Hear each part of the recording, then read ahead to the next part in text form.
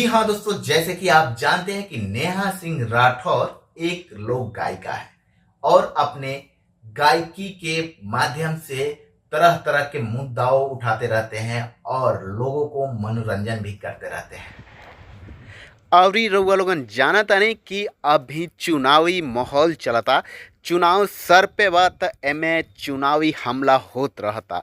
त यही में नेहा सिंह राठौर अपना स्टेज प्रोग्राम में हजारों भीड़ के बीच में चुनावी विरोध में लगातार एक से लेकर दसन से भी ज़्यादा रोजगार गीत गौले बानी, जहाँ पे बहुत ज़्यादा जनता श्रोता वो गीत के आनंद लेता और बहुत ही ज़्यादा उ गीत में रम गइल बा।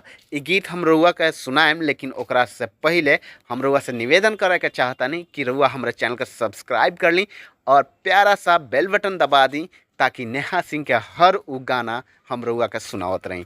तो चली सुनावतनी नेहा सिंह के इ सारा गाना।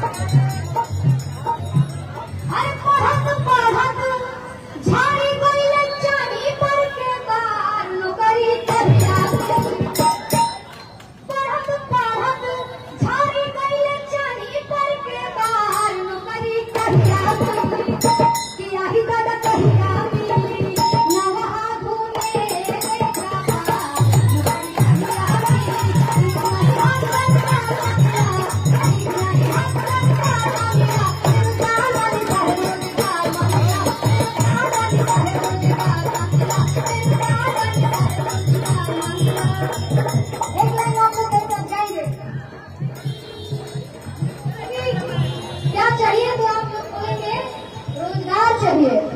क्या चाहिए? रोजगार चाहिए। क्या चाहिए? रोजगार चाहिए। हमके हमके हमके चाहिए ना कुछ और रोजगार चाहिए।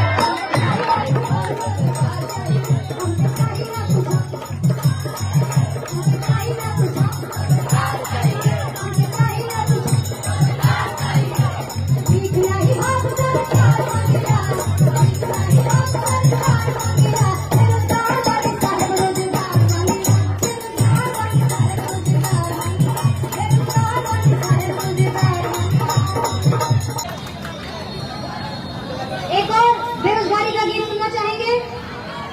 अब देखिए, मैं लहंगा चोली की जासूस नहीं हूँ, तो वो तो गीत में गा ही नहीं पाऊंगी महाराज। तो आप लोगों को बेरोजगारी और महंगाई के गीत सुनना होगा, और क्योंकि आप लोग बिहार से आते हैं और मुझे पता है कि दिल्ली में यूपी बिहार के लोग कलेक्टर और इंजीनियर नहीं बन के आते हैं, मजदूर बन के आते हैं, मजदूरी करते हैं। तो मैं एक गीत सुनाती हूँ। अरे तक भी तक डिगरी लेके बबला बेचे लेके सारी भाव रुपया भाई रुपया नौकरी मिलेगी सरकारी बाबूजी देवे रोजगारी सुनाए बाबा करे दिया अवतारी सुनाए बाबा करे दिया अवतारी। अरे तक भी तक डिगरी लेके बबला बेचे लेके सारी भाव रुपया भाई रुपया नौकरी मिलेगी सरकारी बाबूजी देवे रोजगारी सुनाए बाबा करे दिया अवतारी सुनाए बाबा करे दिया अवतारी। और पतिया करके क्या कर रहे हैं महाराज?